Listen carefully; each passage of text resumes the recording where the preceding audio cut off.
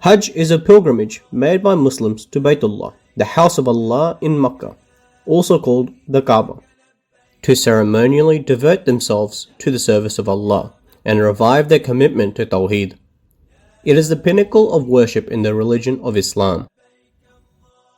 Baytullah was the mosque built by Prophet Abraham, peace be upon him, about which it had been decided by Allah that it would be the center of Tawheed. And so, Allah made it a duty for all Muslims, male and female, to perform Hajj once in a lifetime, provided their means and health permitted. While Hajj is ceremonially devoting oneself in the service of Allah, it is the ultimate expression of servitude and inculcates the passion that when called upon, one will not back off from giving away one's most beloved possession, one's own life. Allah wants the believers to achieve this level of servitude to enable them to remain steadfast against Iblis, Satan. The Almighty has informed us in the Quran that from the very first day Adam was created, Iblis had declared war against the Almighty's scheme for the creation of Adam in this world. Since that day, we are in a continuous state of war with Iblis, our foremost enemy, until the Day of Judgment. The rituals of Hajj are a symbolic representation of that war against Iblis.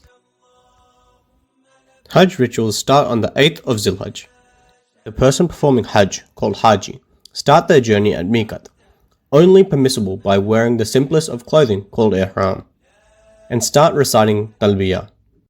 لبيك اللهم لبيك لبيك لا شريك لك لبيك إن الحمد والنعمة لك والملك لا شريك لك.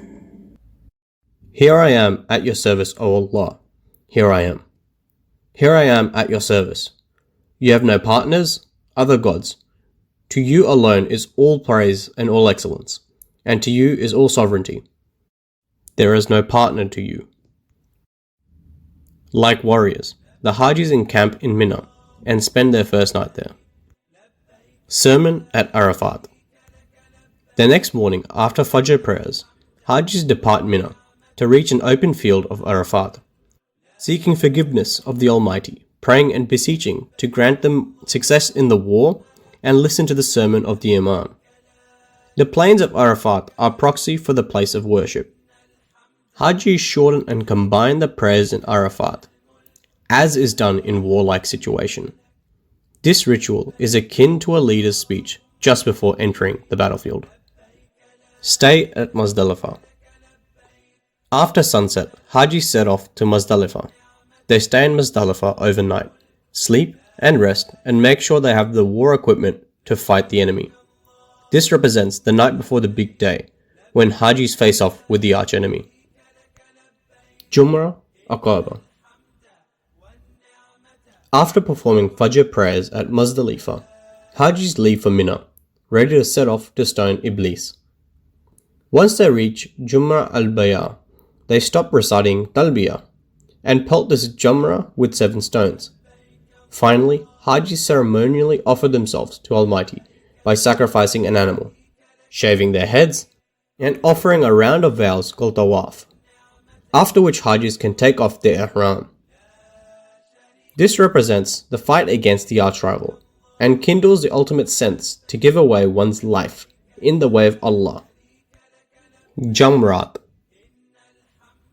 The ritual of stoning all 3 Jamrah continues for the next 2 or 3 days, while Hajis stay at Mina before returning to their homes. This represents that while the enemy has been defeated, the war continues with Iblis. This war will continue till the Day of Judgment, the day when mankind will be divided into 2 groups. One group will be in Iblis's camp, and the other group will choose Allah's path.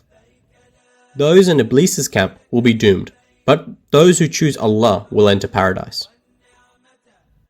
You may find from the foregoing that the ritual of Hajj truly represents extraordinary feats, due to which the worship is termed as a pinnacle of all the worship in Islam.